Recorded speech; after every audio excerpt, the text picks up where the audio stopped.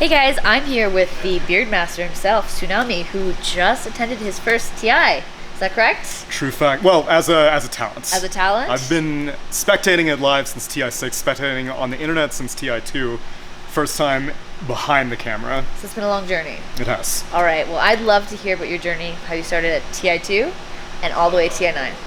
I had gotten my Dota 2 invite November 2011. I did not want to like Dota. I mainly just played it because my other friends were playing it, and I'm a sucker for peer pressure. So I have to ask, what other games were you playing that you didn't want to play Dota because So I of? was still a Valve fanboy, so that's why Okay. I was like open to the idea of Dota, because I played Counter-Strike, a TF2, and I still enjoyed the competitive aspect of those games as well. So I was like, all right, I'll give it a shot. But I never played Warcraft 3, anything like that. I'd mentioned this in my late game interview that I did with Pyrian and Dakota, that my only memory of Dota was seeing my brother play it, and it's a game where you click a lot for 40 minutes, and then you get really angry afterwards. It's a good summary. Yeah. So TI1, you decided not to go. TI2, you went. No, spectated. Spectated. So Right, you right. actually went, or No, were you no. online? It was just online. Okay, I wasn't cool. really immersed in the culture until around TI6, when I was like, okay, I want to see what my first live event is like, because I had never been to a LAN, never been to any esports events really, and so I was like, oh, I've been watching for this long, let's see what it's like in the audience. Okay. And what was it like? It was a weird experience to not have to act like Dota's some sort of mystical thing that, like, you talk to real people in the world and you're like, I play Dota, and they're like, what is that? And you're like, have you heard of League of Legends? It's like League of Legends. But in Dota land, everyone has a common interest. It's so easy to strike up a conversation with someone. Everyone just wants to talk about the games, talk about the event, and it's a very, it doesn't even have to be the international. Any LAN, I find, is a very unique experience in just bonding with other gamers. So with Dota, it sounded like you kind of started to see that passion, or that like you were able to connect with other people. Was that kind of what gave you the bug, or bit you to kind of pursue it more professionally? The reception of my content creation is what gave me that bug, because my first bit of content creation, I had just submitted some tips about heroes on Reddit, and that was maybe 2014, 2015. Oh no, even before that, it was like 2013, I think. And people enjoyed it, and so I was like, wow, it's cool that I can just put something out into the ether on the internet. People respond to it, people are nice about it, maybe I should continue doing this. So you had no trolls? No, I've been very lucky throughout my entire personality career that people have been very nice, and I'm waiting for the other shoe to drop. Eventually, people are going to start hating me, but I'm going to keep riding this wave until that happens. Like your name. Yes, exactly. It sounds like you're the opposite of Slacks, which was, molded by the trolls and Yeah. the toxicity of the Feeding off community. the haters. You were like the gift that the community gave us, Oh right? yeah, my skin is extremely thin. We'll try to make it a little bit thicker as we move on. Yeah. So if TI9 was like the penultimate invite, what was it like to get that invite? To be told either on the phone or via email you were invited? I was at work when I received the email, and it was literally the hardest day of work of my entire life, because I had to go through an entire shift knowing that I'll be going to TI, and it was I was losing my mind, because obviously I have been working towards that, but I had no real expectations for this year. I had only been doing LAN since January 2018, and so I don't have like a long legacy of casting or anything like that. And TI is the best of the best, and Valve, it being a China TI, I also didn't know if they would reel back on English talent, or maybe lean in heavily, because you want to make the Western viewers happy. Yeah. And to my benefit, it looks like they leaned into it. We had 31 invites. So I think that was more than most other TIs, and luckily I came in at a good time. So you said you've been casting since January 2018? Doing LANs. Doing I've been LANs. casting since around right after TI6. And so what was it like in comparison to other events you've done doing TI? There was more pressure, More unsurprisingly. pressure. Yeah, because the legacy of TI, like any other LAN, is mostly a standalone event. Like an ESL would have previous ESL events, sure, but they're not really interconnected. Whereas TI9 has the legacy of every other TI behind it, all the content from other TIs, everyone brings up previous TIs and performances and stuff like that. So that was one thing that was kind of stressful. And then the other thing was that I was doing a role that I had never done before, which was hosting. Yeah. So that was very unfamiliar to me. I was nervous about it. Valve had faith in me, and thankfully they gave me a great deal of autonomy in what I was able to do at the event. And so when it came to the actual event itself, most people don't get to see behind the scenes of how an event functions, or how, hosting a panel or being an analysis or being a caster functions. How does it function? Do you guys have like a script? Do you guys have a schedule? Do you guys have, like you said, some autonomy?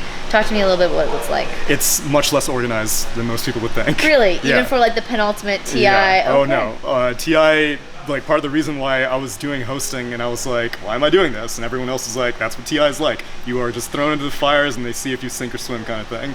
And anytime that you see like breaks or technical difficulties, we know what's going on, and every single tournament has those kinds of situations. But it's the kind of fluid nature of the tournaments that, like, especially for TI, Valve wants to see like, oh, okay, these people interact well on a panel. Let's put them on a panel again. So they'll determine the schedules for the next day, like 12 hours before the broadcast starts or something like that. Oh wow! So we are basically like running at the edge, like just writing it as it happens pretty much. And that, I find that exciting. A lot of other people would prefer to know like everything a month in advance, but to me it gives me more confidence to know that everyone's just as confused as I am. Especially Right. for a rookie TI, I was just Yeah. like, this is my first time. Everyone else has been doing this for like 6, 7, 8 years. Ooh, I'm gonna be like totally out of my element, but everyone's like, nope, we don't know what's going on either. So when you talk about how you don't know maybe exactly what to do, a lot of people from the outside kind of have this, I don't want to say grandeur, but this illusion that everyone behind the scenes knows exactly what they're doing. It's They a have all this facade. so talk to me a little bit what it's like to learn that the people perhaps that you've been watching for so long and you've seen on screen and you kind of maybe look up to as casters or you want to emulate.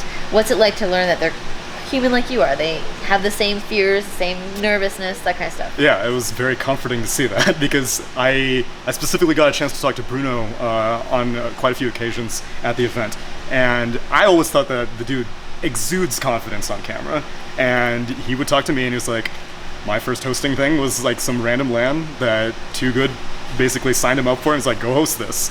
And he had no idea, no background, no nothing, and anytime I've ever seen him on camera, he's just impeccable.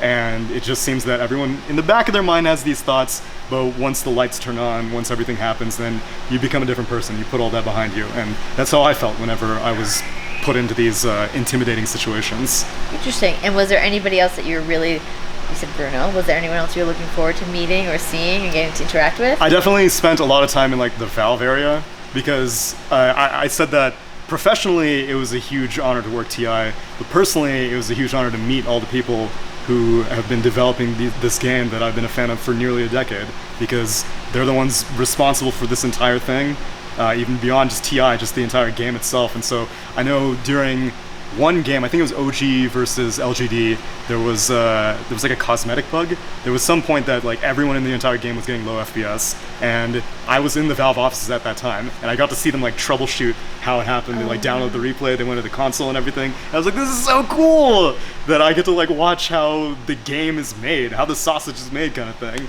So I would probably have hung out with the other talent if I haven't met them at so many other events, because that was the most exciting thing for me at earlier events. It's like, oh man, I get to meet all these people that I've seen on the internet for so much time. And but for this thing, it was a rare opportunity for me to interact with Valve employees, and that was very satisfying. Very cool. Did it take away the No, it added to it. It added to it? Yeah, Amazing. because they're all dorks also.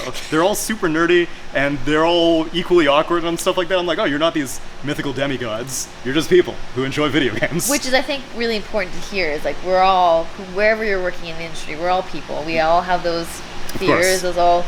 That's very cool to hear. And I want to take a step back. You said you went to TI6? Yes. Did you go to TI7? Yeah, I went 6, 7, 8, and then 9 as a talent. All right, so maybe from a fan perspective, what was it like to go from Seattle, Vancouver to Shanghai? So I don't know if I'll be able to give a clear idea of Shanghai, because again, I was on the floor for most of it, and so I don't know about the spectator experience. The spectator experience between Seattle and Vancouver, I would say, was pretty comparable. Ultimately, it just comes down to the quality of the games, I think. If the crowd is really into it, and you're really hyped about some team that you're following, or like the famous TI6 eHome EG Mega Creep comeback, because that was my first TI, and I was like, oh my god, is it always like this? It's not always like that, but No. that one was a great way to start out with Yeah. it.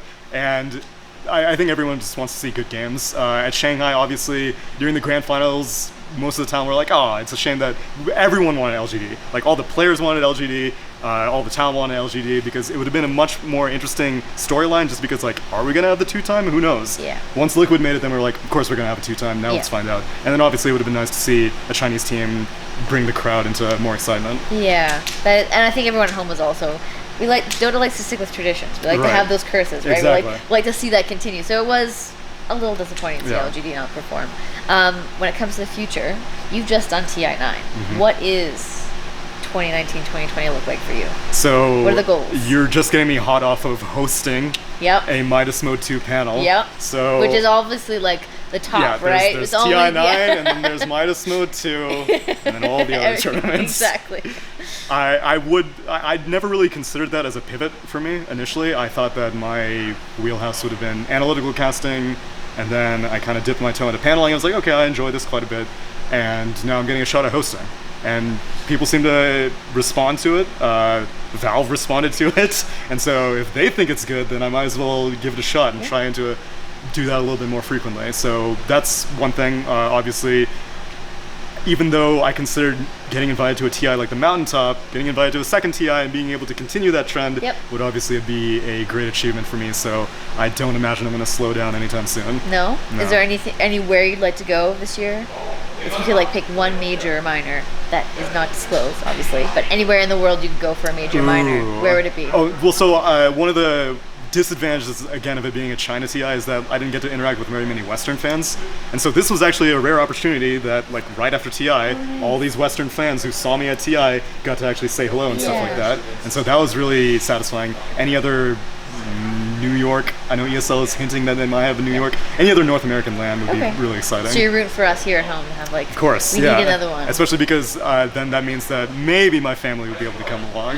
Have they not come yet? No, but most of them have been, across the world. I wouldn't even really be able to hang out with them that much at these events, and so that's why I haven't been encouraging them. But if it's just in the same country, then I'm sure they could justify it. That's true. Now I have to ask the beard. Origin story. Let's talk about Would it. you like to touch it? Many No, people it have feels asked. like- it feels like it's like so a- a lot of people think that it's like a bald head kind of thing, where it's like, oh, you don't ask to touch a bald guy's head or something like that. I really don't care. I grew up for the community. It's for the community. Okay, well, you tell me the story first, then I will. So how did you grow for the community? Let's talk about that. It was a no shave November, and I just put a picture on Twitter, and people were like, you should just keep it. And I had never really been a bearded person. I had always been like a 5 o'clock shadow kind of guy, Okay. a scruff kind of Yeah. guy. So I was still lazy, but not this lazy.